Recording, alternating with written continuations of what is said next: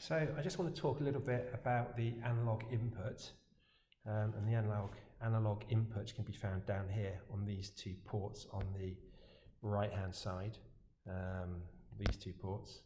Okay, I've disconnected presently my buzzer so it's not beeping, and what I've done is I've written on here the output for the buzzer is G0 and the input for the analog sensor is G1, and it shares the same input as the PTM above it, and so you can't use them both at the same time.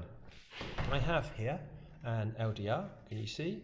I'm sure you're familiar with these, and I'm going to pop that LDR into the two ports on the right hand side.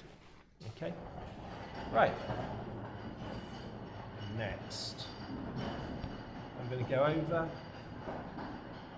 to Circuit Wizard, and I'm going to start writing a program. Now, opposed to asking about a digital question, I'm instead going to ask about an analog question, and my analog question will be about the value of the sensor. Now, the sensor can have a value between 0 and 255, so we've got 256 different values. So to say that it's got infinite number of values on the Genie is not exactly correct. Now, I don't know what the value presently is on that sensor, so what I need to do is go to Calibrate Sensor, and can you see up here it's telling me the value that is coming out of, let's just pull that across, the value that is coming out of that sensor is about 210. Now can you see that when I put my hand over it, it starts to go down? Okay, and indeed if I put my thumb on top of it, it goes down to about 100. If I encapsulate it with my finger, it goes down to about 25, 30. All right?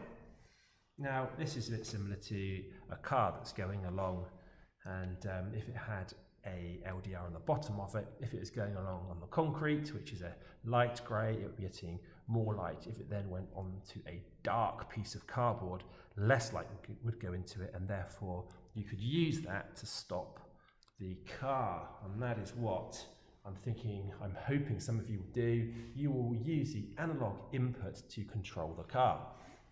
Let's get back to what we can do.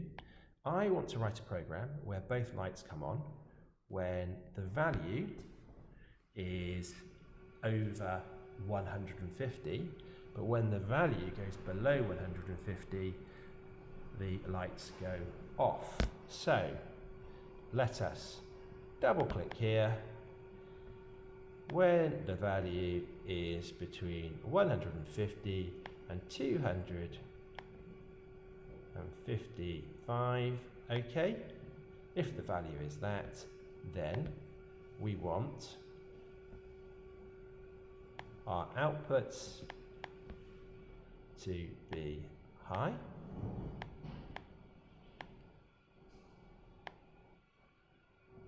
If it's not in that value, our outputs all want to go low.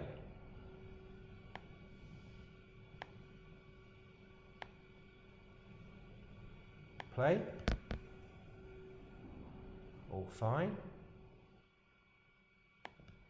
I connected, I am. Run live. So I'm downloading. And what should happen now is when we look at it, both lights should be on. Great. Now, when that value decreases to 150, both lights should go off. I think 150 is a bit low because I'm actually touching it. I think we could go up to 200 or maybe 190. But you can see how I can control this. And indeed, if we do go back to, and if we go to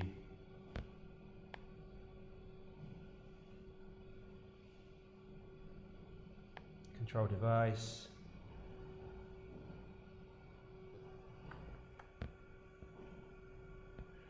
sorry, not control device, calibrate sensor.